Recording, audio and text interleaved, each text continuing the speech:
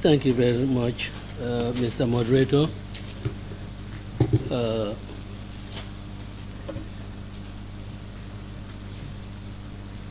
Mr. Moderator, distinguished ladies and gentlemen, please allow me to stand on all known and existing protocols. But I wish to, in that regard, acknowledge our honorable speaker or lecturer, Barrister Nene MC Cham, a legal practitioner of outstanding quality,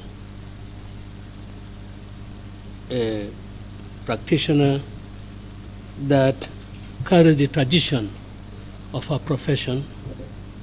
And for me, it's a great honor that I'm witness her lectures on this very solemn occasion. Also wish to acknowledge the presence of Mrs. Denton. She refuses to be addressed, Madam Speaker, but I believe that once a speaker, always a speaker. I don't know how often you speak, but I know that once a speaker, always a speaker. And of course,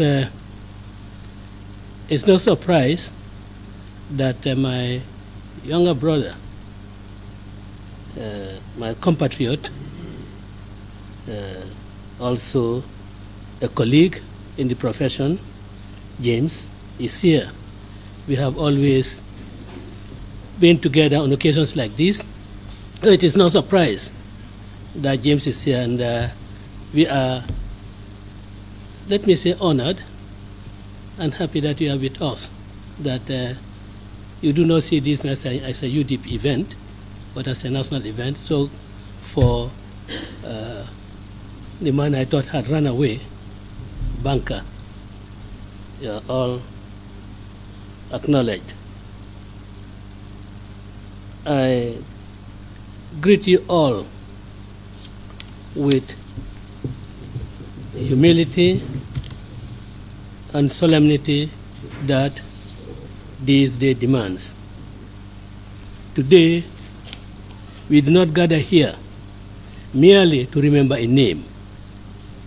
We come together to remember and commit ourselves to a cause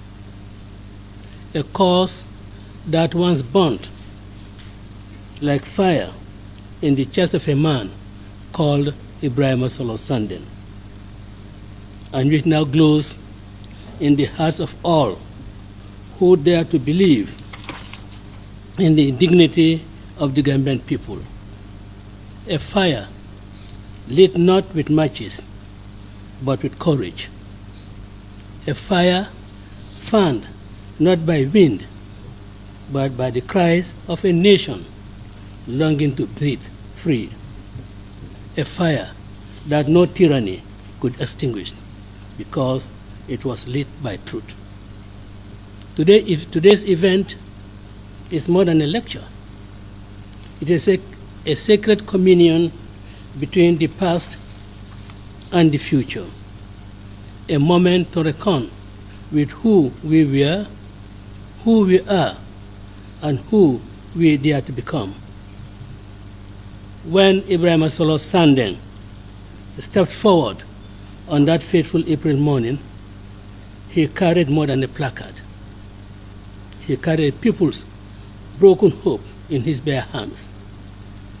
He lifted and vocalized the aspirations of a nation silenced by a brutal dictator who invoked unjust laws to achieve his objectives. He stood not only against the weight of dictatorship, but also against the gravitational pull of despair. And he did so without weapon or armor, only armed with the truth and a defiant belief that the Gambia could be and must be better. And in dungeons where he was tortured, in the brutality endured, and in the silence that followed, the voice, the image, and the personality of a new Gambia was conceived. A new Gambia that could no longer sleep through injustice. A new Gambia that could no longer whisper its dreams in the shadows of fear. A new Gambia that rose with the voice of a martyred patriot proclaiming enough is enough. We are gathered here today not just to speak of Solo, but to hear him, to hear what his life and yes, his death is telling us. He is telling us that change without conviction is meaningless, that power without principle is corruption, that governance without justice is merely organized cruelty.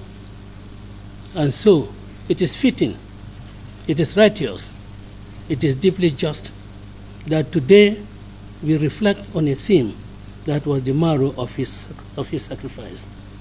And that theme is building capable state institutions through the rule of law and respect for human rights. Permit me to speak plainly and from the depth of my heart. A country may have flags, borders, and governments, but it's only when its institutions are strong, its laws just, and its citizens' dignity protected that it truly becomes a nation. But these ideals do not build themselves. They require leaders with backbones, not just backers. They demand institutions that serve, not suffocate. They call for public servants who do not exploit their officers to enrich themselves, but who understand that leadership is a trust, not a throne. To build capable state institutions, we must dismantle the twin evils of impunity and mediocrity. We must reject the culture of appointments based on loyalty over competence. We must no longer tolerate systems where truth is silenced, accountability is optional, and justice is delayed or denied. Sandeng did not give his life for a cosmetic change in leadership. He gave it for a comprehensive change in systems and in mindset. He gave it so that no child of this nation will ever again have to die begging for his birthright. And so I ask, have we, since April 16, honored Sandeng? Have we nurtured institutions that will not only survive political transitions, but serve generations yet unborn? Can we afford, through complacency and compromise, squander the inheritance bequeathed to us by Sandeng? To faithfully and honestly answer these rhetorical questions, one must build institutions that are blind to partisan party politics and deeply loyal to principles. We must do this not only in honor of Sandeng. We must do this for the little girl in Darboe who dreams of becoming a lawyer, for the young boy in Jara Sankuya who wants to lead without lying, for this generation unborn who must inherit not our failures but our courage, and to those who believe that sacrifice is too costly. Remember this: Ibrahim Sandeng paid the ultimate price, so we will not have to. His blood was not shed in vain unless we allow it to be. So let us rise with reverence, with resolve, with relentless focus to finish what he began. Let us recommit not with mere words, but with actions. Let us pledge not to a man, not to a party, but to the enduring idea of a Gambia, a country where no one lives in fear, where truth is not a crime, and where justice is the right of all, not the privilege of few. May Allah subhanahu wa ta'ala grant Ibrahim Sandeng the highest rank in Jannatul Firdaus. May Allah's divine hand continue to guide our nation from the dark shadows to sunlight. May we continue to be inspired by the selflessness, the courage and sacrifice of Sandeng and his comrades. When the roll call was made by the party, the admin secretary, it got to me that these were the great men of this land, men of honor, men of dignity, men who thought that The only way that this country could be salvaged is for them to go to prisons, is for them to suffer in the dungeons of the NIA, is for them to really have their family, have their children orphaned. That's the only way that this country can be freed. How are we now free? And I believe today we should reflect on these things. In fact, when on the 19th of June 2016, on day we are convicted, the allocutus that I had prepared, I had mentioned that Fatoumata Jawara, Nogonjai, Fatou Camara, the brutalization meted to them was not to them only, but to the entire Gambian women. The inhumanity, the indignity they suffered, they were just the symptoms of it, but also all Gambian women.